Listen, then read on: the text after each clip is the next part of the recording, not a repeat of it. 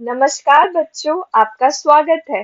आज मैं कक्षा 8वीं की वसंत की किताब की पहली कविता ध्वनि पढ़ाने जा रही हूँ। इस कविता के कवि हैं सूर्यकांत त्रिपाठी निराला जी।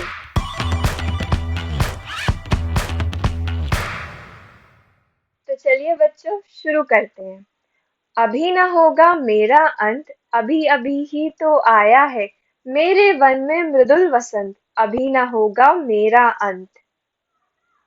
मृदुल शब्द का अर्थ होता है कोमल।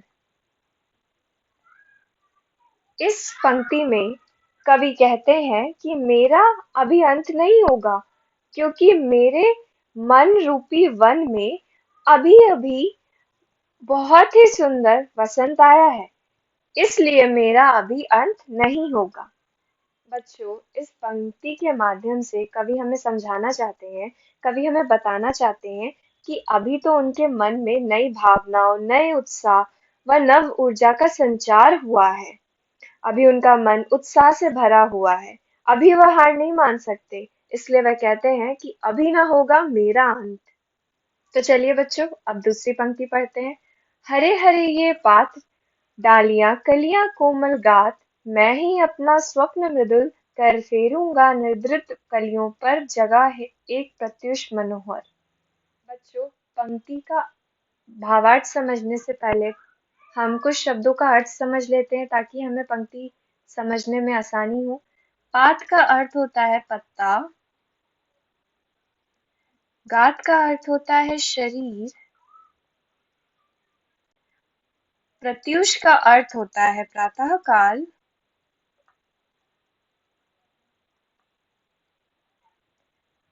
निद्रित का अर्थ होता है सोया हुआ।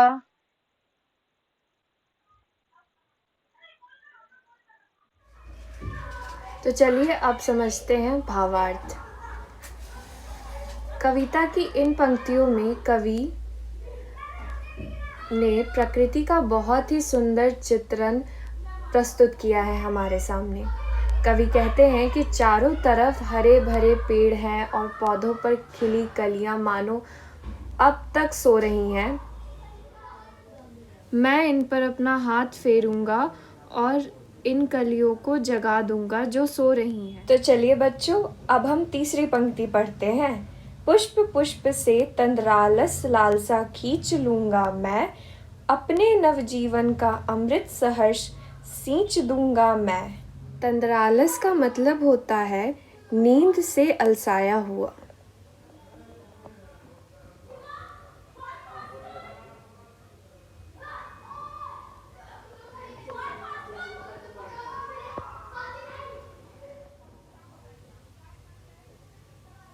और लालसा का मतलब होता है इच्छा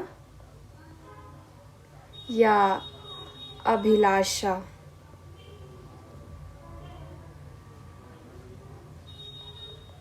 इस पंक्ति के माध्यम से कवि समझाना चाहते हैं, हमें बताना चाहते हैं, युवा पीढ़ी को बताना चाहते हैं कि जैसे वसंत जो ऋतु होती है वो हर जगह खुशी फैला देती है, उल्लास फैला देती है, वैसे ही वह कह रहे हैं कि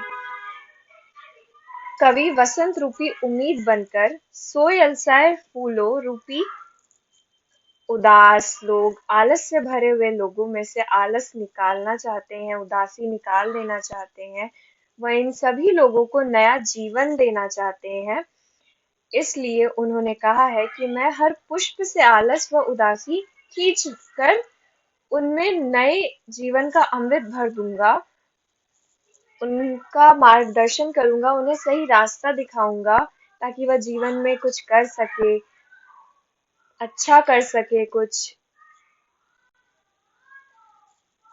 वो चाहते हैं कि जो युवा पीढ़ी में लालच है आलसपन का, वो हट जाए, वो दूर भाग जाए और उनमें नया जोश जगे, नया काम करने के लिए, अपना जीवन खुशी से जीने के लिए। तो चलिए बच्चों, अब हम आखिरी पंक्ति पढ़ते हैं।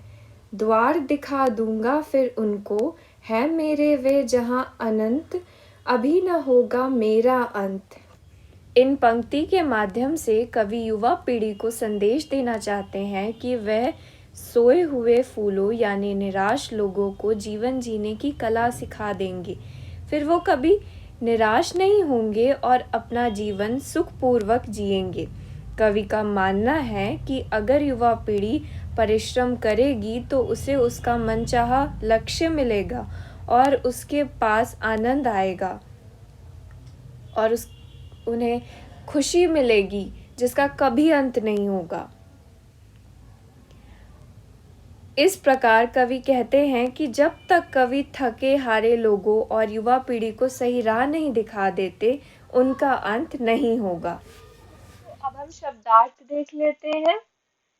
मृदुल का अर्थ होता है कोमल, पात का अर्थ होता है पत्ता, गात का अर्थ होता है शरीर, निद्रित का अर्थ होता है सोया हुआ, प्रत्युष का अर्थ होता है प्रातःकाल, तंद्रालस का अर्थ होता है नींद से अलसाया हुआ, लालसा का अर्थ होता है कुछ पाने की चाह, अभिलाषा या इच्छा। तो बच्चों, इसी के साथ ये कविता समाप्त हुई।